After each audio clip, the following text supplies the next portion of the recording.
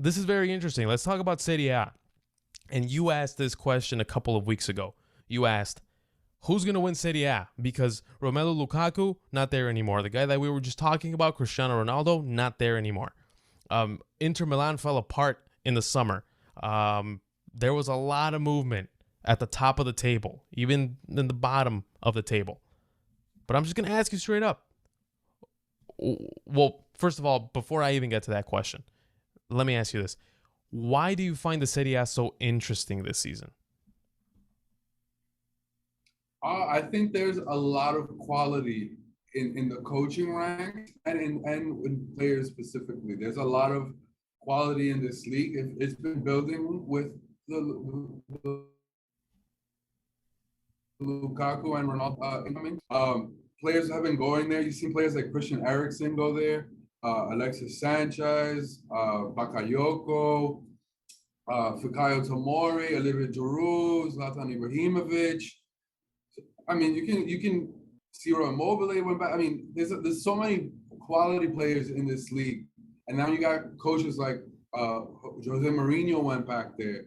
Juventus finally lost the league last year, and now they have Max Allegri back, who's a serial winner who doesn't know how to lose. But they have their weakest team in a decade. So this competition that's usually over before it begins is completely wide open, and it's such a traditional competition. The Serie A was the EPL of the 1980s when Maradona and Klinsmann were there. So this competition is historically very, very competitive. It's a beautiful competition, and it's wide open right now. There's 6 undefeated teams. Roma, Milan, and Napoli have won all 3 of their opening games. It's really wide open. Inter Milan, I know you said they blew apart, and to an extent they did. They lost their 2 best players. Okay, so I'm not going to sugarcoat that. They definitely lost their best player in Romelu Lukaku and their second best player in Achraf Hakimi. They lost them for big money, and they reinforced in quality players from the league. That's what Juventus was always so good at. They always pluck players from their own league that I always, being a Chelsea fan, would look in jealousy and in envy because you didn't see too many interleague or domestic transfers in the Premier League for a long time. And in Italy, it's very very common. So seeing Inter Milan follow the Juventus model, and it's no surprise because Beppe Marotta now runs Inter Milan for the last few years, and that was the architect of the Juventus side that started dominating a decade ago. He's the sporting director there. Yeah, he's utilizing the same plan. So they got guys like Correa, who they plucked from Lazio, which is another top team, and they got him for good money. They got a right back, Denzel Dumfries. He's not from Serie A, but they got him from after a very impressive Euro. They got him from PSV for really decent money. So and then you see somebody like an Inter Milan who you can say have great firepower with Zlatan Ibrahimovic. They only added Olivier Giroud, who can't stop scoring. So Yeah. it's really and they lost their best player or one of their best players in Hakan. Oh man, I'm going to butcher his name, so I'm sorry, everybody. But, oh, there you go, beautiful. Yeah, he went from AC Milan to Inter Milan, so it's very it's awesome. And then my boy Tammy Abraham went to join my uncle Jose Mourinho over there at AS Roma. So dude, it's wide open. It's full of personality. Napoli is a dark horse, and they got Luciano Spalletti, who has led some very successful Inter and Roma sides, and who's a very spirited character within his own right. So that top 4 there, Roma, Milan, Napoli, and Inter, those 4 going at it with no clear favorite, and then Juventus, eventually you know that their quality is gonna shine through. So they're gonna eventually be in the mix. It's gonna be wide open. So that competition that we love to see in the Premier League, it's the second best competition might really realistically be at Serie A this year. Yeah, that competition transfer from England to Italy, that's definitely what it feels like. And even someone that doesn't really follow Serie A as closely as other people might, I was very attracted to the product. I watched AC Milan versus Lazio. I watched the game. I watched probably like 75 out of the 90 minutes. I was really attracted to what AC Milan did. I I think that overall, just looking at the squads, looking at the results from last season, and comparing the squads from last season to this season, I think that calling AC Milan the favorites to win the Serie A this season might be the most sensible shout. Because for the most part, you said it a few minutes ago, they only really added Olivier Giroud. And yeah, they might have lost Çalhanoğlu, but they still have a lot of talent that can replace them there. The only thing that does kind of not necessarily worry me, but does make me think about their aspirations for the Serie A is that they play Champions League this season. They haven't played Champions League in almost 10 years. Of course, this is a completely different squad to what they had 10 years ago with Kevin Prince Boateng and Suli Montari and guys like that. With the exception of one player. Zlatan? With the exception of Zlatan, yeah. Yeah, you're right. He was there last time they played Champions League. He was. Well, he was there the last time that they won the Scudetto. He was there. I will never. Yeah, you're right. I will never forget that penalty he scored against Julio Cesar, where Julio Cesar was taunting him before he actually took the penalty, and he buries it. I mean, textbook penalty.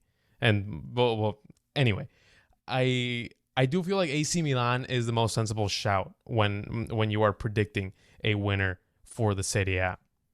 But I will say this. I'm going to go on record, and I'm going to say this. I like Roma to win the Serie A this season. Yeah, me too. I like them because, one, they have a very good squad. Their goalkeeper, Rui Patricio, my goodness, he is an incredible goalkeeper, and I feel like a championship team has a very, very good goalkeeper. And that's what Rui Patricio is. And he was brought in by Jose Mourinho. Maybe because they're Portuguese, they have that connection, but he's a really, really good goalkeeper. They have Brian Cristante, they have Veretout, they have Nicolo Zaniolo, they have Tammy Abraham, your boy. They have Leonardo Spinazzola when he comes back from injury. You know that he's going to be running. Well, I don't know if he's going to be running up and down. I don't know if he's going to be running up and down the wing as a left back, but he might be put up in a little higher position and asked to do some defensive. Something. But you have Spinazzola in your team. You have to absolutely use him. This summer showed how good he really is. They have Lorenzo Pellegrini as well. And of course, you have a serial winner in Jose Mourinho. People forgot. Just because his stint at Manchester United and his stint at Tottenham didn't necessarily end in the way that we expect, or it didn't end with titles or something like that, Jose Mourinho is still one of the world's best managers. People forgot. And he's with Roma. And now it feels like Jose Mourinho has a long leash. AS Roma's going to let him do pretty much whatever he wants. It shows with the transfers that have come in this summer. He has the trust of this team. And while it lasts, I think that Jose Mourinho is going to work his magic. We already saw what he did when Stefan El Shaarawy scored the winner in the 90th minute against Sassuolo. What did he do? He ran down the touchline to celebrate with his players. Shades of that Manchester United versus Porto game in the, quarterfinals of the 03-04 Champions League. Shades of that. That is what brought Jose Mourinho to stardom. And he did it again. I don't know. I might be reading too much into this. I love the narrative. I love the story. But I think that Jose Mourinho is going to find his groove, his swagger in Italy. He might be there for 2 seasons, 3 seasons. Then he'll go to a national team. But I do think that this season is the perfect season for Roma to win the Scudetto. I don't know what you think about that. I actually agree. Um, I the one thing with Milan that does scare me, you said that they only lost your boy Hakan. It did lose one other big piece in Gigi Donnarumma. Gianluigi. Yeah, Yeah. and they replaced him with a Champions League goalkeeper and Mike Well, McCagnon, the little goalkeeper. yeah, let me interrupt you really quick because I made an observation on Mike Maignan. He can just pick out any pass on the pitch. And I'm going to use this term that I don't really like, but his range of passing is incredible. Yes, it is. It's not just a cliche. It's true. He can pick out anyone. He can play a one-on-one ball from his own box. That's how good his passing is. So, yeah, you let go of Gigi Donnarumma, and he is an incredible goalkeeper. He's probably going to start for PSG. But I do think that Mike Maignan is a great replacement. He's so good. He is so good. And it's good that he's showing it in this platform. Is he French? He's French, right? Yeah, yeah. Oh, so maybe Hugo Lloris will retire at some point, and maybe they're not ready to give Ilan Meslier from Leeds the reins of the goalkeeper in the French national team. You have Mike Maignan ready to go. Great goalkeeper. Sorry to interrupt. Go ahead, Chris. No, it just that change. Although I think he is a good goalkeeper as well, but that change does scare me a bit just because he doesn't know the league.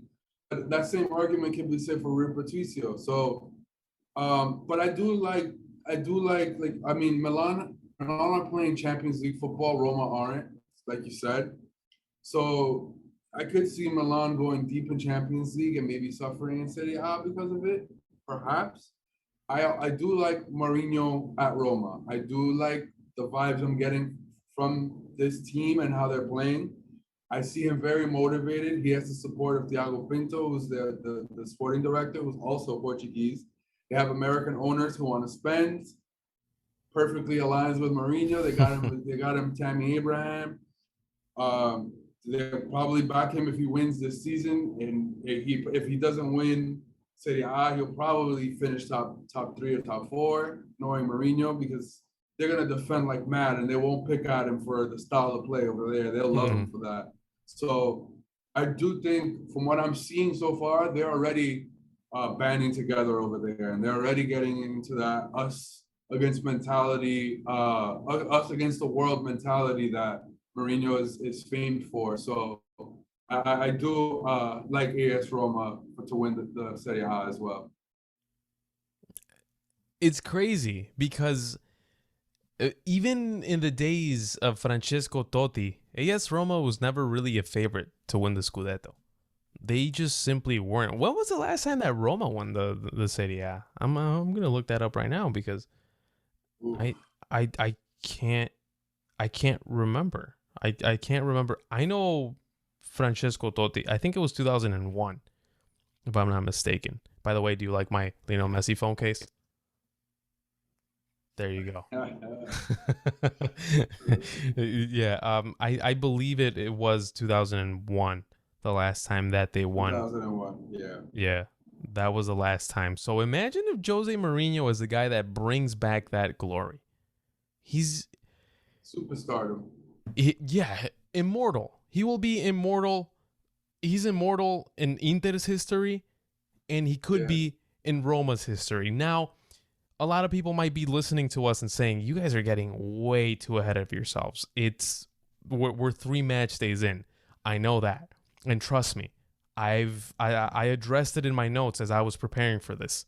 My biggest question is, can this Roma team hold this form? Not go undefeated all 38 games. That's virtually impossible. But can they hold this form? Can they decisively win a Serie A, or will they fall apart in like January? How do you see this season playing out? Of course, based on this very small sample size that is 3 games, but this is what we have. How do you see this season playing out for Roma? I see it playing out very favorably for them, man. Most of the teams that sit down and press against them, they're gonna either draw or win those matches, because Mourinho's going to instill this defensive fortress over there. You already see it with their center backs and with Floresi. They're already playing really, really defensive and tight football. So most of these teams that sit low and have a low block against them, they're going to either draw, Roma's going to draw or win those matches. And then once they play these big teams, Mourinho can sit back and pin the ears back. So it's really tough to see them getting knocked off. I think if they do have a period where they fall off a little bit, the January transfer window comes at a perfect time where he could replenish the team and bring on another signing and really energize the side. So yeah, I think I really see them having a really great season. I think their floor is probably a top 4 finish. Okay. Very high expectations for Roma. I mean, clearly we kind of coined them as the Serie A champs for this season, even though they've only played 3 games. Let's talk about the reigning champions and the former reigning champions for 9 years. Let's talk about Inter and let's talk about Juve, because we look at what Juventus has been dealing with these last, 12 months, give or take, and they just haven't looked the same. This team went from being Champions League finalist to fighting to play in the Champions League. They're not even in the Scudetto title, or they weren't really in the Scudetto title race last season. And it looks like, of course, as of right now, it looks like that might not be the case. I have a different theory, but what do you make of this mess over at Juve? So I didn't know if you were going to say it. They're 16th. I know it's 3 matches in, but they're 16th on the table. Mm-hmm. They have no wins, 2 losses and a draw. Yeah. Yeah. I mean, that's really pretty poor. They scored. Give me 1 second. I'm sorry. No, that's fine. They scored 3 goals in 3 matches, and they leaked in 5 goals in those 3 matches. So those are really damning stats. Massimo Allegri is a serial winner, so you have to think. And it's not like they lost too many players other than Ronaldo. They still have Matheus de Ligt. They still have Paulo Dybala. They still have Moise Kean. They still have Aaron Ramsey. They still have Arthur Melo, Chiellini, Bonucci, Szczesny. It's not like they sold the whole team. So you have to expect that eventually that talent will shine through. I think for me, their ceiling is a top 4 finish. I don't see them as Serie A winners, even though you can say that their backline is more talented than Roma's. I don't think they're motivated, and I thought Allegri could come in and do a job, but they still have that stink on them. So it's going to be tough.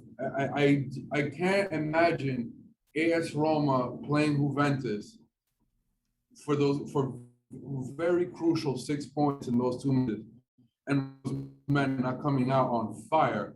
Knowing Mourinho is gonna break that door as they go into the fields, because he's gonna be up for it, man. He seems really motivated. You can see how it's bleeding onto the players. So it's a tale of 2 heads here almost. Like Juventus just don't really seem too interested in Serie A anymore after 9 years of domination, but it's worrying. It's really, really worrying.